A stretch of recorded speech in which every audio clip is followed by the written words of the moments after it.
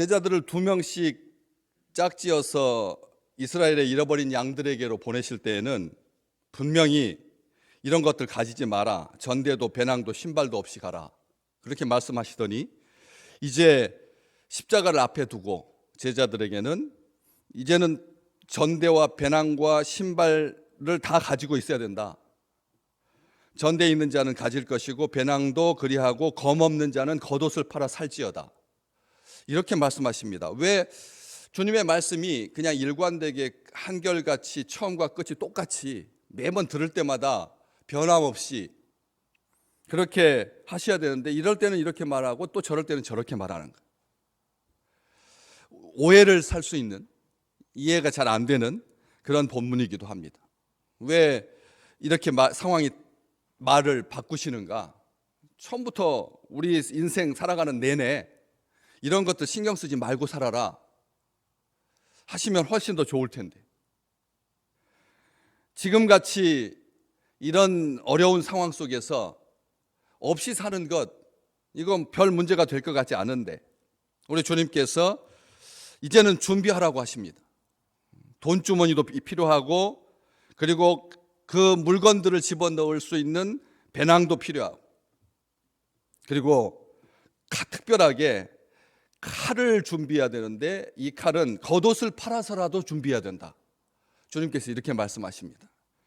여기에 나오는 이 검은 전쟁용 무기를 말하는 거지, 손주머니에 들어가는 칼이라든지 아니면 단도라든지 요리용 칼이 아닙니다. 진짜로 사람을 죽이는 칼을 의미하거든요. 왜 하나님의 백성들이 평화를 그렇게 주장하면서 살아야 되는데 왜 칼을 준비하라고 하시나? 돈주머니당 그다음에 짐가방은 괜찮지만 칼까지야 웬일인가? 이렇게 오해하기 쉽다라고 하는 것이죠. 그런데 처음에 우리 주님께서 제자들을 둘씩 짝지어서 이스라엘의 잃어버린 양들에게로 보내실 때 하셨던 그 말씀, 너희 전대에 금이나 은이나 동을 가지지 마라. 여행을 위하여 배낭이나 두벌 옷이나 신이나 지팡이도 가지지 마라. 왜냐? 이유가 있었습니다. 처음에는 이는 일꾼이 자기 먹을 것을 받는 것이 마땅하기 때문이다. 일꾼이 자기 먹을 것을 받는 것이 마땅하기 때문에 그렇다. 우리 주님께서 그렇게 말씀하셨습니다. 그러면서 영접하는 자는 나를 영접하는 거고, 너희를 버리고 너희를 핍박하고 너희를 반대하고 너희를 저버리는 것은 나를 저버리는 것이고, 나를 저버리는 것은 아버지 하나님을 저버리는 거다. 이런 놀라운 축복인 것이죠. 다시 말하면 이게 선교지로 떠나는 그런 우리 청년들에게, 우리 믿음의 식구들에게 파송 예배 때 늘 사용하는 그런 굉장한 자부심을 가지고 아무 집이나 들어가서 그리고 편한 대로 거기서 묵으면 된다. 그리고 만약 너희들 영접지 않고 환영하지 아니하고 그러면 미워하면 발에 묻은 신발에 묻은 먼지를 떨어버리면 하나님의 무서운 심판이 그 집에 임할 거다. 이것보다 더 위로가 되고 격려가 되는 말씀이 어디가 있겠습니까? 우리는 이 말씀은 선교에 해당되는 말씀이라고 생각합니다. 일상적인 삶과는 상관없이 선교할 때, 복음을 전할 때 이 말씀이 해당된다고 생각하는 것이죠. 그래서 이렇게 처음에 주님께서 이 3년 전에 제자들을 보내실 때는 사람들의 반응이 반반이었다는 것이죠. 반반은 아니었을 겁니다. 더 우호적이었죠. 대체로 우호적이었습니다. 그리고 제자들은 그 복음을 전하고 돌아왔을 때 얼마나 기뻤는지 모릅니다. 큰 기쁨이 충만해서 돌아왔습니다. 예수 이름의 권세가 가지는 놀라운 능력을 가지고 감사하면서 돌아왔습니다. 사탄이 번개처럼 떨어지는 것, 귀신들이 항복하는 것, 이런 기쁨이 있었습니다. 그런데 그때 너희들에게 그렇게 빈손으로 나갔지만 부족한 것이 있더냐? 제자들이 없었습니다. 그런 경우가 별로 없었다는 거예요. 부족한 것이 없었다는 것입니다. 사람들이 반대하지 않았다는 것입니다. 그런데 이제는 전대도 배낭도 검도 필요하다. 왜 그러느냐? 이유가 있다는 것이죠. 37절 말씀이 주님께서 이사야서 53장 12절 말씀을 인용하신 말씀입니다. 이사야서 53장 12절에 기록된 말씀입니다. 뭐라고 기록되어 있느냐? 그는 불법자의 동류로 여김을 받았다 한 말이 내게 이루어져야 하리니 내게 관한 일이 이루어져 가고 있다. 다시 말하면 어떤 말씀입니까? 이사야서 53장에 기록된 말씀은 그가 많은 사람의 죄를 담당하며 이 범죄자 중에 하나로 헤아림을 받았다라고 하는 그 말씀이 이루어져 가고 있다. 지금 상황이 어떤 상황이냐? 사람들이 달라졌다는 겁니다. 처음에 저도 모르고 우리도 불확실할 때는 우리도 너무 강력하게 예수 믿으라고 하지 않고 예수 믿기 초기에는 우리도 그렇게 막 핏대를 세워가면서 안 믿으면 죽는다고 하지 아니하고 하나님의 나라를 조심스럽게 상대편 봐가면서 이게 차근차근 복음을 전했었는데 이제 신앙생활을 하다 보니까 어떻게 됐습니까? 이거 예수 안 믿으면 지옥 가게 생겼거든. 그러니까 사명감을 가지고 아주 열심을 가지고 복음을 전하게 된다는 겁니다. 그러니까 사람들의 반응이 어떻게 된다고요? 이제는 심각해집니다. 사람들의 반응이 예전 같지 않습니다. 모든 세대가 겪는 일입니다. 복음이 전파되는 초기에는 우리나라도 복음이 전파되는 초기에 이 해남 나루터에 한강변에 막 작두로 그냥 목이 잘리는 그런 어마어마한 일이 있었고 그 다음부터는 그런 일들이 우리의 역사에 기록되지 않습니다. 핍박은 마치 복음을 전하는 초기에만 아주 강력하게 사람들의 반대에 부딪힐 것 같아도 우리 주님께서 해주신 이 말씀이 맞습니다.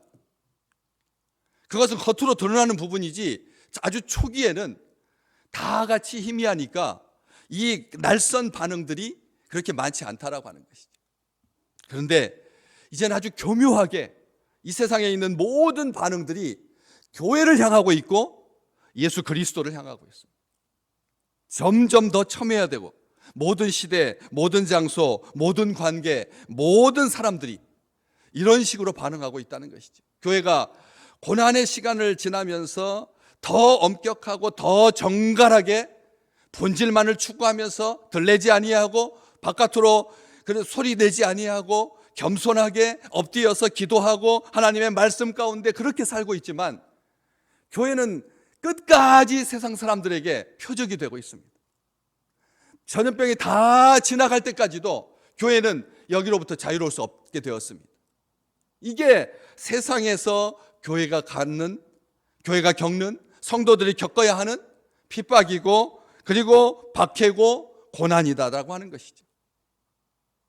우리가 언제 우리 생애에 세상 사람들한테 예수 믿어라 그러면 우리가 여지껏 믿지 못했던 거 죄송합니다.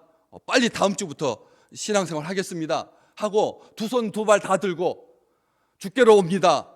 이런 시간들이 우리 평생에 있겠습니까? 이제는 더 어려워질 겁니다. 예수라고 하는 말도 꺼내지 말라고. 너희들이 코로나 시대 때 세상 앞에 보였던 반응이 어떠냐고.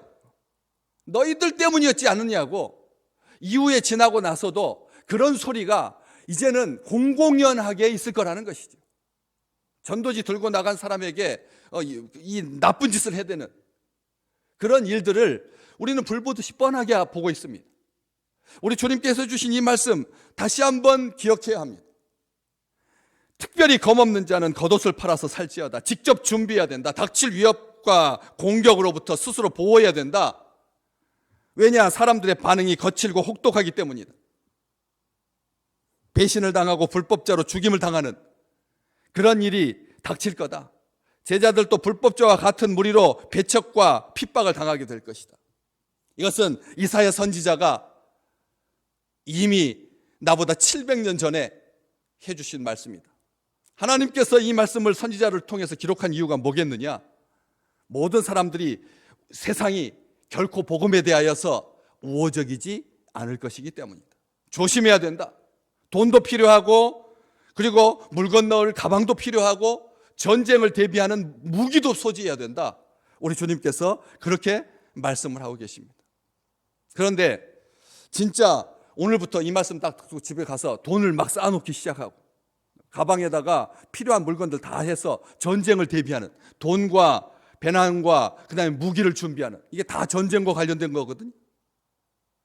특별히 전쟁 때는 더 돈이 필요하고 더 물건이 필요하고 더 검이 필요하니까.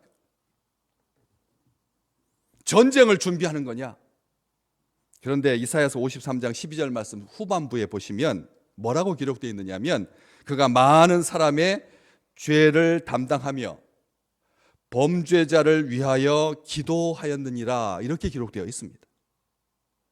이사야서 53장 앞부분에는 불법자의 동류로 여김을 받았다, 불법자와 같은 무리로 취급당했다, 배척당하고 핍박당했다, 이렇게 기록되어 있지만 후반부에서는 그가 많은 사람, 이 많다라고 하는 표현은, 많다는 그냥 단순하게 많다는 의미가 아닙니다. 성경에서 많다는 말은 모든이라고 하는 말과 같은 말이라고 제가 자주 말씀드렸습니다.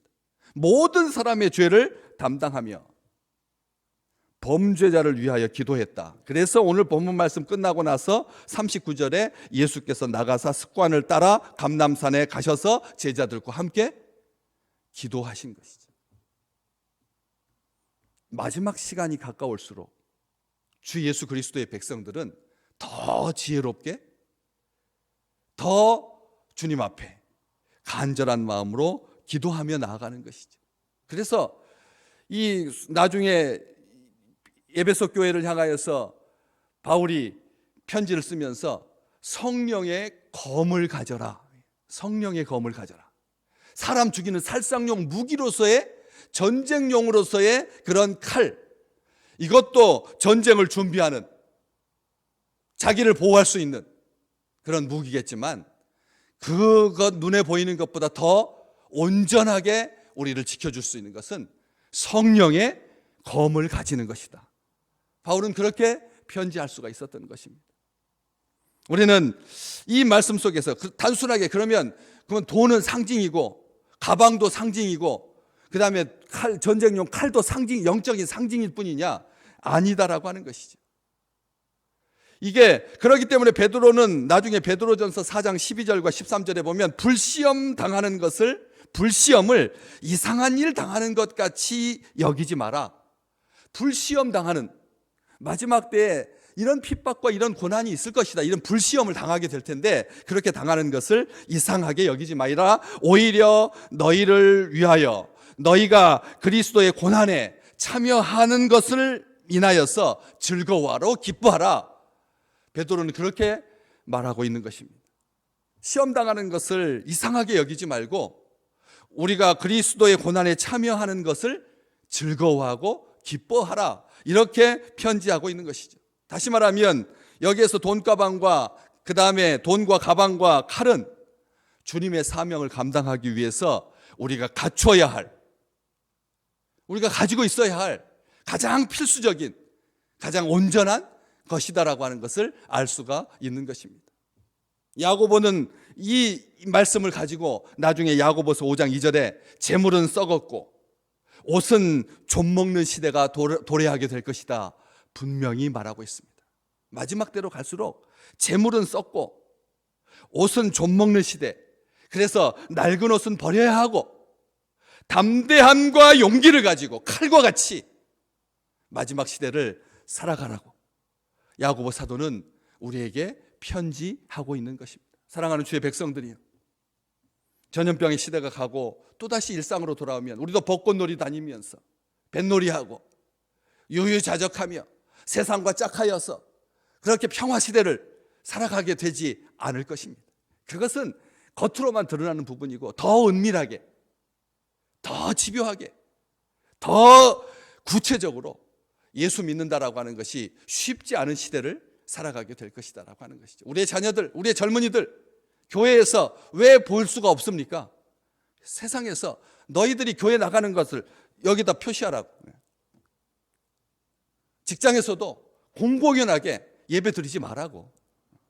아이들에게도 교회 나갔다고 다 갔다고 오는 것이 이제는 표적이 되는 그런 시대가 되었습니다.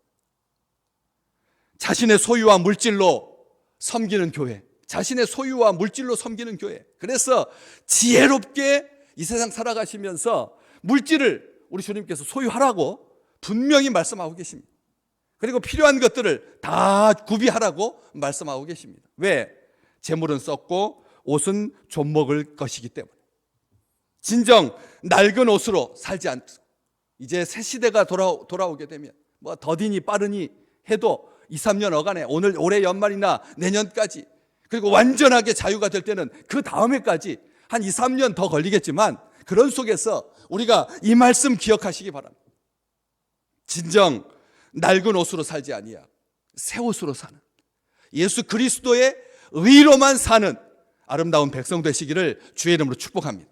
예수 그리스도의 의로 옷 입고, 그리고 담대함과 용기를 가지고 어떠한 경우에도 세상에게 지지 아니하고 밀리지 아니하고 그리스도가 받으신 그 고난을 무기 삼아서 성령의 충만함을 가지고 감람산에서 나가서 습관처럼 기도하셨던 우리 주님과 같이 피곤하여서, 피곤에 찌들어서, 그래서 자기 몸도 감당하지 못하는 것이 아니라 더 열심히 건강하시고 그리고 생명력으로 가득하여서 새 기쁨을 가지고 주의 전에 올라와서 하나님께 예배하고 하나님께 기도하고 하나님께서 우리에게 주시는 그 담대함과 두려워하지 아니함, 용기와 그리고 강건함으로 이 세상을 이기는 우리 귀한 백성들 되시기를 주의 이름으로 축복합니다.